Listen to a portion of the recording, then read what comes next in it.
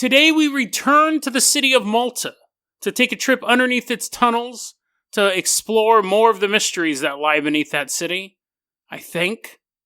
And then we learn about one of the most disgusting urban legends that I've come across.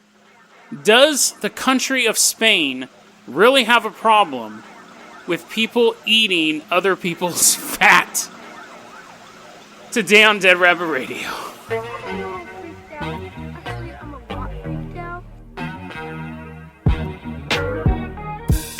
Hey everyone, welcome back to another episode of Dead Rabbit Radio. I'm your host, Jason Carpenter. I'm having a great day. I hope you're having a great day too. Yes, I did say eating other people's fat in the intro and doing other stuff with human fat. It's just going to be a fat-tastic episode. It's pretty gross stuff. We're going to be getting to that in a moment, but first off, let us go to Malta. Now, I'm going to put a big asterisk next to this story, because I'm pretty sure I covered this before. This is one of the perils of doing a daily show. I don't remember. And I've tried all of my tricks to see if I've recorded this episode before. You're like, Jason, what tricks? Just simple memorization? No, generally, if you go to the website, if you go to deadrabbit.com and go to the podcast page, you'll see every episode I've ever recorded you can listen to online. And you can even use the search. This isn't like a built-in pitch. This is what I do. You can use the search tab. And this is why it's so important for me to put show notes, because I'll type in Malta, or I'll type in tunnels, or I'll type in Russian, or whatever it is, and it'll pull up every episode that those words are in the show notes.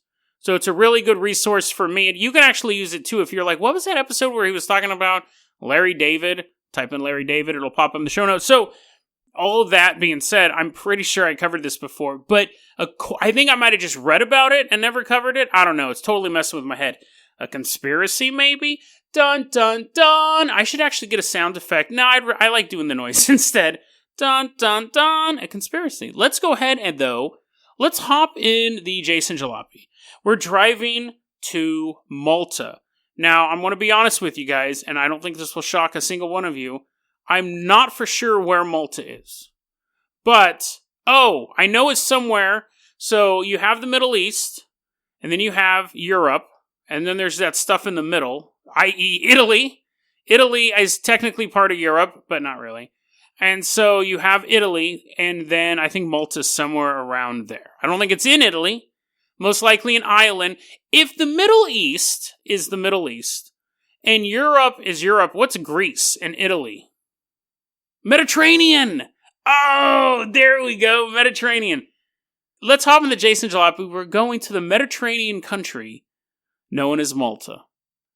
In Malta, there is a place called the Hal Saflieni Hypogeum. Hypogeum is a fancy word for tunnel or underground structure. So just call it tunnel. Everyone knows what a tunnel is. Not everyone knows what a hypogeum is.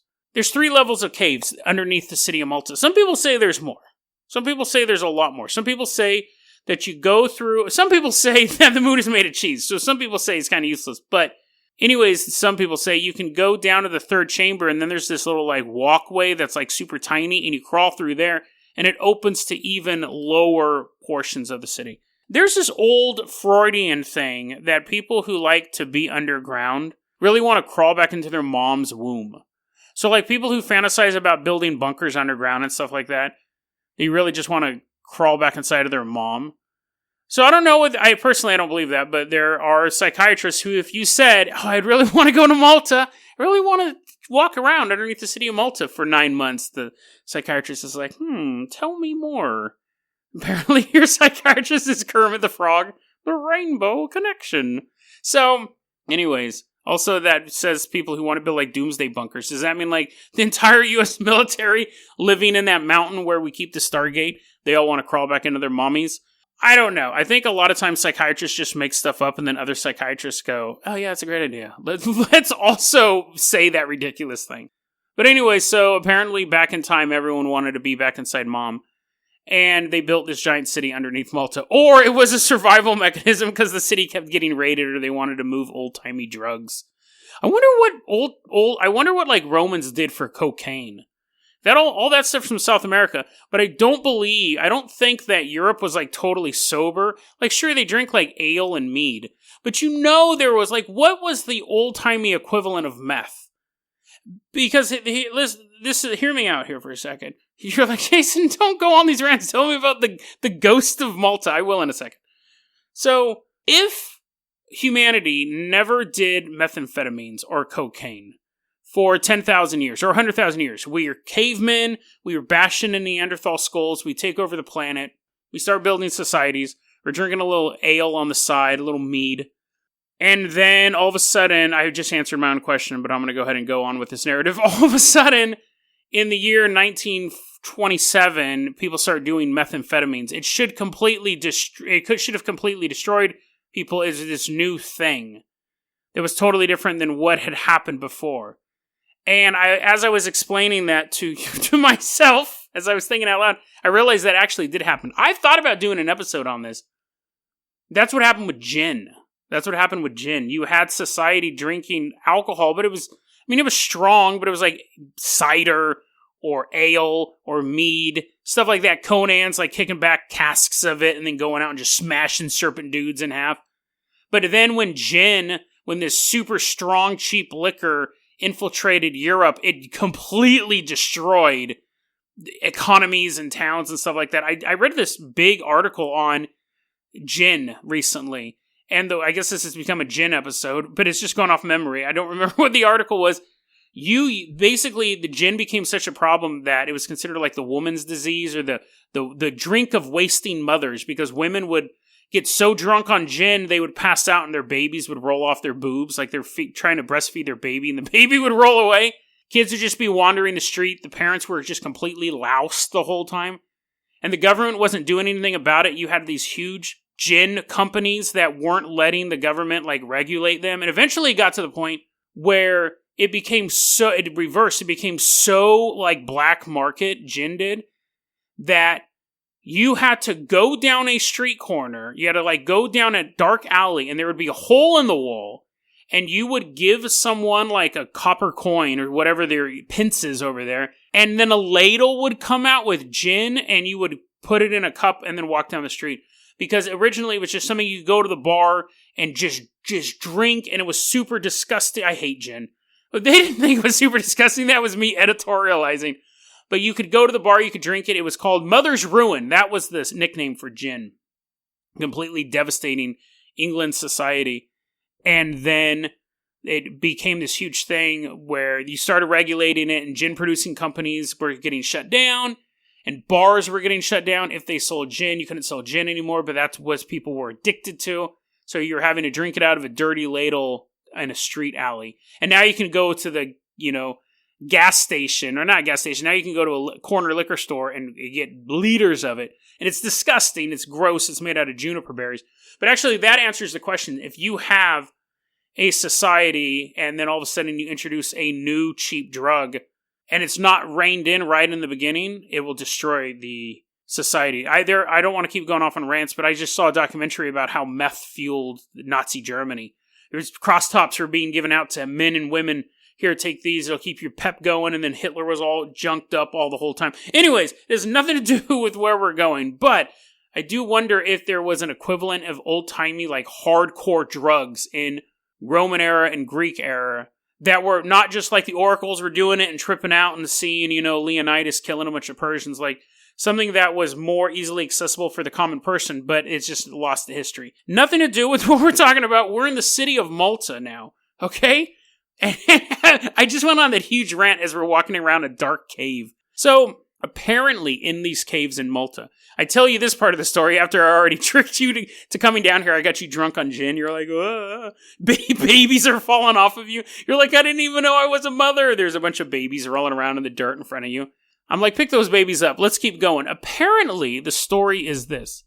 Back in 1940 Malta, there was 30 kids and their teachers. They went on a field trip.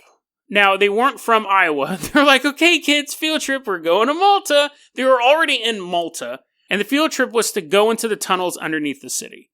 Tell me this doesn't sound like an urban legend. 30 kids and their teachers go under a city, or set up for a joke. 30 kids and their teachers go into underground vault in Malta, and they're never found. They go missing like a couple hours later when they're supposed to come back. No one could find them. They start sending search parties for them. Can't find them. And for days afterwards, mothers throughout the city could hear their kids crying, "Mommy, help me! Help me!" Apparently, they're falling down huge gaps. But mothers were saying, "I can hear Bobby. I can hear Bobby in this tunnel down here." And the cops are like, "We're looking for him, ma'am. We're looking for him. But there's no Bobby. There's no 29 other kids in there either." And he's fallen down a cliff apparently as well, either. So, the idea is that this happened. Now, obviously, that sounds incredibly stupid, and that's why I kept making jokes about kids falling down cliffs. Because the idea of 30 kids and 2 teachers going, it's not like they were in the tunnels in, what was that dude, like in the Philippines? Remember recently those kids got trapped in that tunnel as though they were filling up with water? We found them, and we didn't have any idea where these guys were. They had an idea that they entered into a cave, but even that was kind of spotty. I guess they knew that. Otherwise, they wouldn't have checked caves. They weren't looking up trees the whole time. But this place wasn't filling full of water. It's just a not super well explored thing. But the idea of 30 kids and their teachers just wandering into the tunnels and getting lost and then not being found. No bones, nothing. Yet you could hear the kids crying late at night. I mean, you would just go, "Hey, stay there, and I'm going to dig down." Problem solved. So it sounds ridiculous. However, this story was supposedly published in a 1940 issue of National Geographic magazine. And what's weird is that the people who dispute this story, who goes, "There's nothing wrong, there's nothing spooky about the tunnels of Malta," don't dispute the fact that it was published in National Geographic. They say, yes, this story was published there. What they dispute is the fact that it's true. They go, yes, National Geographic did publish this article. However, we believe they published it as a cautionary tale to make it so kids don't get lost in these tunnels. Since when has National Geographic posted fake news? They've never run a story, "Watch out kids, boogeyman on the loose," and the cover is this holographic boogeyman coming at you. "Boogeyman spotted in your hometown. Ask your parents for more details. Come home before the streetlights come on, kids. Boogeyman's," they don't do that. They don't post fake stuff to scare kids. So they don't dispute that the article's real. They just think that it can't be real, just like how I assumed it can't be real. So if the National Geographic published it, then there must have been another reason. But here's the thing. As much as I was joking about kids falling off cliffs and poking holes in the story, the fact that National Geographic did cover it makes it sound more legit. It doesn't make sense logically as a story, but a major magazine that's been around for over 100 years that focuses on stuff around the world published a story about it. So, that's all in the show notes. You can see the article yourself. There's another component of this story before the kids went missing. Apparently now this one is far more, the lineage of this story is far more ridiculous. There's a journalist named Lori Jessup, supposedly. I mean, I don't know if this is a legit person or a pseudonym or whatever, but anyways, so we had the first story was told by National Geographic magazine. This one is told by Riley Crabb's Borderland Science magazine. So, that is not a legitimate magazine by any measure, right? I'm sure it's a lovely magazine. I'm sure it has a lot of great articles in it, but it is not where I'm going to get my historical information. Lori Jessup apparently writes for Riley Crabb's Borderland Science magazine. She goes underground. This story's absolutely ridiculous. She goes underground. She's pestering a tour guide. She has her little press cap on. She's like, "Come on, guide. Why don't you give me one of your private tours?" Wink, wink. And he thinks she's coming on to him. She's like, "Nah, I'm not that kind of broad.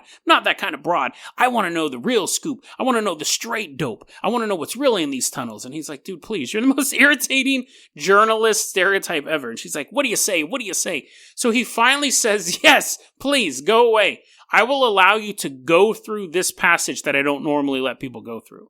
So she goes through this passage, and apparently a couple other people come with her. Now, this is 1940, so they don't have flashlights. This is like old-timey stuff. Apparently, she's carrying a candle. I don't believe that. I don't believe that at all. I've never seen a human carry a candle. You know why? Because you get hot wax over you. And you're like, Jason, now you're just splitting hairs. Maybe she had some sort of candle holder. Fine. She's walking with now, she all of a sudden has a candelabra underground. She's walking through, Phantom of the Opera style. She goes into the secret passage, which people aren't supposed to be in. And she comes to the edge of a cliff.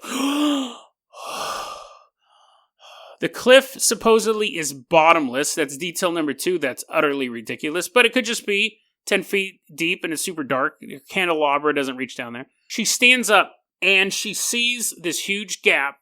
And on the other side of the gap is this doorway. And then these giant white-haired creatures walk out of the darkness. But they're on the other side of the doorway. And just then, her candle goes out. She's in pitch darkness, and she feels something wet walk by her. Just imagine getting covered in slime and gack. Just slide by you. Ugh. And that panics her, obviously. And she runs, and she goes to run back into her tour group. And at that point, other people are trying to follow out. And she's like, get out of the way, losers, get out of the way. White-haired monsters right behind me. And she gets back there.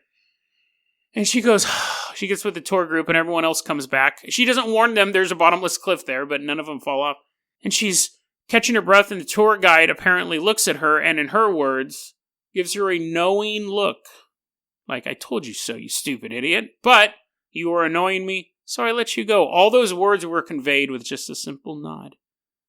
And then eventually she leaves the tunnels. And then she said she wanted to go back again next week. She was scared the first time, but she wanted to know more about the bottomless pit. She wanted to know more about the white-haired creatures, the wet monster that slid past her, and the mysterious force known as wind that blew her candle out. She needed to know all of these things. She goes back into the tunnel. The door she went through is blocked up now. And when she started asking other tour guides, hey, where's so-and-so? He was working here last week, and we were doing on this tour, and everyone goes, why, that tour guide has never worked here before. Ever. Now, people believe that story, by the way. That story is completely stupid. But I think it's funny because here we have two contrasting stories. One story is reported in National Geographic. It's it's maybe 2 paragraphs long. Basic information. Kids go missing. No one can find them. Parents hear the kids crying at night. It's spooky. It may be true, but it just seems very unlikely. You think if it was true, there would be more news sources covering it, unless it was something the city was trying to cover up. Now you can no longer walk freely. We know that as a fact. It used to be you could kind of walk freely under the city of Malta. You can't do that anymore. And I think that changed around the late 1940s. So that is not, you can't go down there and walk around. So something probably did happen, but it could have just been 30 kids sprained their ankle one day. Or over the course of 30 days, who knows. But anyways, so you have that incident happen. And then you have this story that involves Yeti, underground societies, bottomless pits, wet slime monsters, a tour guide who never existed, all this ridiculous details. And every time you look at the story of the Malta tunnels, both of these stories are connected. Well, you'll read the first one and you'll be like, oh, that is kind of interesting. Why would National Geographic report that? And then they go, wink, wink, nudge, nudge. If you think that one was good, look at this one. It stars the story of Laurie Jessup. It's Laurie Jessup's great-granddaughter literally nudging you with her press cap on. Read all about it. Read all about my great-grandma's story. Like, knock it off, dude. So, one is is totally dialed into what all the conspiracy paranormal dudes believe in, with the hidden societies and magic controlling the wind and all sorts of Pocahontas nonsense. And then you have a story that's actually realistic, but there's so few details on it. Who knows? It could be true, it could be not true. It's the battle of National Geographic versus Riley Crabb's Borderland Science magazine. And in true conspiracy theory paranormal fashion, the Riley Crabb crowd usually wins out. The story of a ghost, like last episode, I'll talk about this. Last episode was about Haditha Dam. The story about a ghost in Haditha Dam, that's fine. That's a scary ghost story that U.S. soldiers tell each other so they can, poop their pants. But then someone added in the 4 horsemen of the apocalypse are trapped underneath it, and it's this huge demonic conspiracy monster man stuff going on underneath this dam. One is at least a slightly realistic ghost in a dam.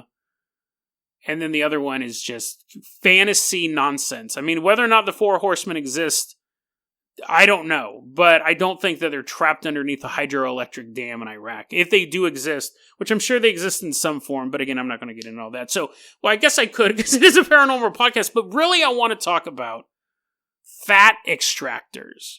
And I'm running out of time. So, guys, suck your tummies in. But it won't help. It won't help. You'll still look nice and juicy to those fat extractors. So, when I use the term fat extractor, that's a term, those are two English words that are put together.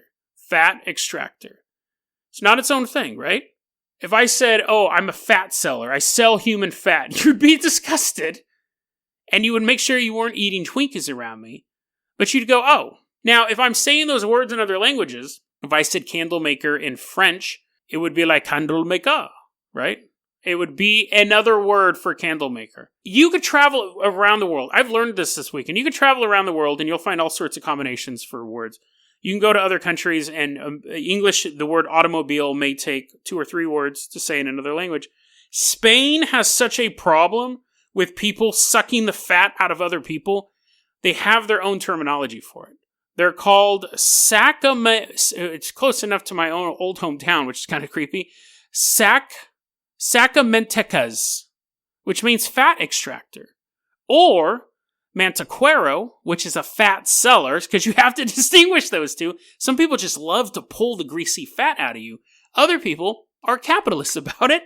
They want to take that fat and turn it into stuff. You can actually get jars, like apothecary jars. Now, you can get apothecary jars here. You can get them with, say, mints on them, or homeopathic nonsense, or stuff that doesn't work. And just put it on your mantle, along with all of your homeopathic garbage. These ones say oxungia honinis, which means human fat. So you could go to an apothecary in Spain in the 1700s, and you'd be like, I need some mint, and I need some that Jason can't think of a word for, and then it's a jar that says Jason can't think of a word for, and then I'll take 2 scoops of human fat. Spain has such a problem with human fat that there are multiple stories regarding people killing people just to take the fat out. So many stories. We're going to have to cover them over 3 episodes. This is the first collection. This is going to whet your appetite for some sweet, sweet human fat. It's the late 1800s. We're falling back through a time portal. Luckily, we're going to Spain, so half the landscape is human fat. We hit the ground, fighting our way out of the fat. The gooey, human, greasy, yellow fat. Sorry if you happen to be eating chicken during this segment. You just got your rotisserie chicken. You're all taking a huge bite. I knew a guy. So I used to work at Best Buy in Sacramento. And right across the way, there was a Burger King restaurant. And I've always loved I love working retail, but I've always specifically loved working retail where there was restaurants nearby. Because then you never really had to leave anywhere for 8 hours. Walk to a restaurant. So I was like, oh, sweet, Burger King. I'm going to walk from Best Buy to go Burger King. And I remember when I started there, because I was one of the first, like the store had just opened up like a month before I got started. At that time, too, I was actually the fastest promoted employee in Best Buy history. I went from cashier to manager like in a month, or maybe like a month and a half. I remember they're like, no one's ever been promoted this quickly. But anyways, there's nothing to do with the story. It's just me bragging about working at Best Buy. I'd go to Burger King all the time. And I remember asking my boss, I go, hey, do you ever go to Burger King? And he goes, never again.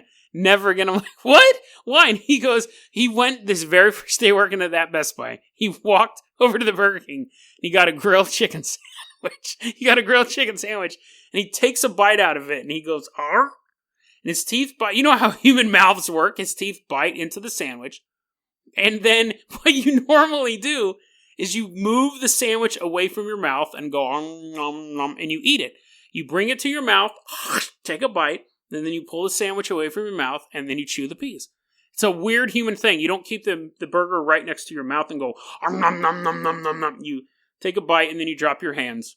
He said, I take a bite of the sandwich, and then he goes, as I pulled the sandwich away from my mouth, there was a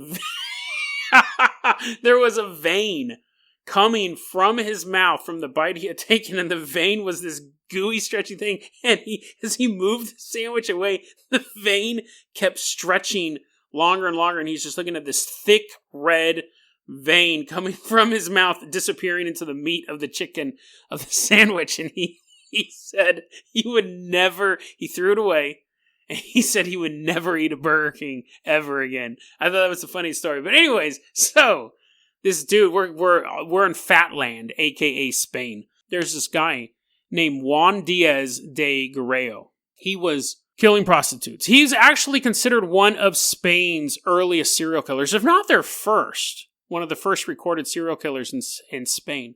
Now, he started off, he would walk down the street and he would see like an old woman. Not an old woman, sorry. He would see a poor woman. Difference. You can be poor and young or poor and old, but you can't be old and young.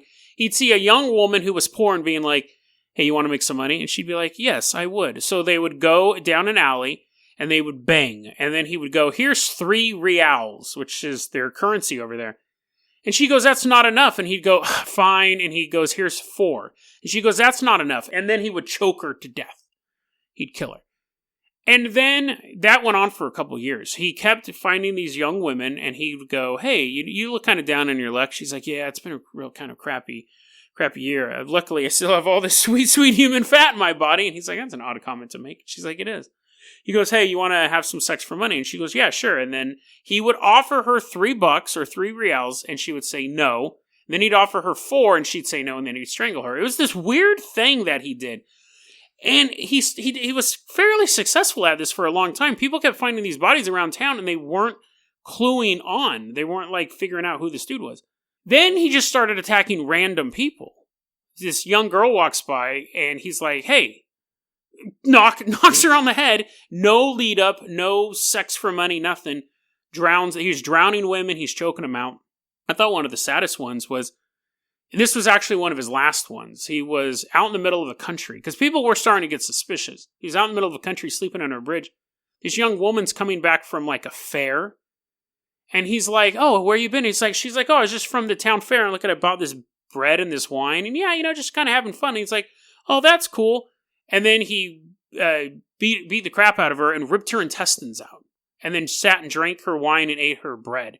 I've always thought, and I've covered that type of thing before. Not the girl getting her intestines ripped out, but that normalcy thing where there was one of the Zodiac killer's victims was some guy coming home. He worked at a Coca-Cola factory for like 30 years. His favorite thing was every day he got like a bottle of Coke, and his favorite thing was grabbing his, hey, bye, Harold. I don't remember his name, but yeah, see you guys later. He'd grab his bottle of Coke and he'd walk home and he'd sit and he'd watch TV and drink his Coke. Like that was his thing. And Zodiac Killer blew his brains out. And that's such a normal thing. It's the same thing with her. You have this woman who goes out, she's looking the whole week to go to this fair. She goes to the fair, she buys her bread and her wine, and she's so happy. She's coming back through the countryside. It's a beautiful Spanish day, and some dude rips her intestines out and then eats her food. Like that is such a bizarre, it's the normalcy of it. Is what is striking to me. Those stories are always more chilling. Yes, obviously, killing prostitutes is just as wrong. I'm not saying that. I'm not saying this woman may have been a prostitute. I don't know. I'm not saying, but I'm saying like the idea of there are just routine things we do that you go to the store, you're like, I can't wait. I can't wait to go to the store, get my chili beans and rice. I'm going to come home. I'm going to watch a new episode of The Mandalorian. And then I'm going to go to bed. Or maybe I'll stay up late and play video games. And while you're thinking about that, some dude comes out of the darkness and puts a box cutter through your neck. That, to me, is terrifying. That the normalcy being interrupted by violence is terrifying. Now, this guy had been, and to get back to the actual narrative of the story, and not try to ruin your day and to scare you, the reason why his modus operandi changed now, he'd been drowning women. He killed dozens of women. And they don't really even know the full amount of women he killed. But at first he was just drowning them and choking them because that was his most effective. His first murder was drowning this woman. He took her to the river to have sex with her and then drowned her. The reason why he ripped this woman's guts out, because at this point, when the police are starting to figure out there's a serial killer in the area, People are super panicked at this point because there's been tons of bodies found. Nobody seems to know who this person is. People believed he was a Sacamenteca. He was a fat extractor. This was a boogeyman that existed in Spain. The story of somebody a monster really, who preys on the populace to eat their fat, or to turn their fat into medicine, or to turn their fat into soap. But Spain had a weird fascination with human fat to the point that they had a boogeyman that specifically worked on eating, consuming, murdering just for fat. So the rumor was that whoever is killing these women is a Sacamenteca. Even though that this serial killer had not been taking their fat out, people did not know why someone would be murdering so many women. So Juan had not disemboweled anybody, but this time he did. He ripped her guts out specifically to make the people think that there was a mythical creature on the loose. Now, while these crimes were going on, these murders lasted, I think it was about 2 or 3 years. Other people began, because this guy wasn't getting caught, you had 3 other people begin murdering women in the same area. Because if this guy's not getting caught, I'm going to do it too. They all got caught. Juan eventually got caught as well, and he got sentenced to death, and he was executed. But you had 3 other people inspired by these crimes who killed like one person and got caught. And one of those guys ripped a woman's guts out as well. So the society was in a panic. Now, again, if you had a town where if in Detroit, you had 4 people murdered and they were disemboweled, people in Detroit aren't going to be like, they're eating their fat. Don't use soap because the soap might be human fat. But Spain has such a weird issue with human fat extractors and drinking human fat and turning it into medicine. They have crime after crime after crime where this is a thing. And that's going to be a teaser for our next 2 episodes. Because there's so much fat for this story, I couldn't fit it all into one episode. Tomorrow's episode, we are going to tell the story of a man who was also considered a Sacamenteca and a werewolf. And then the episode after that, for our 3-part Fat Eater episode, we are going to explain how the idea of fat extractors left Spain and moved to the New World. To the point that even today, people in South America believe that the Spaniards continue to kill the indigenous people simply to eat their fat. What is Spain's bizarre connection with human fat?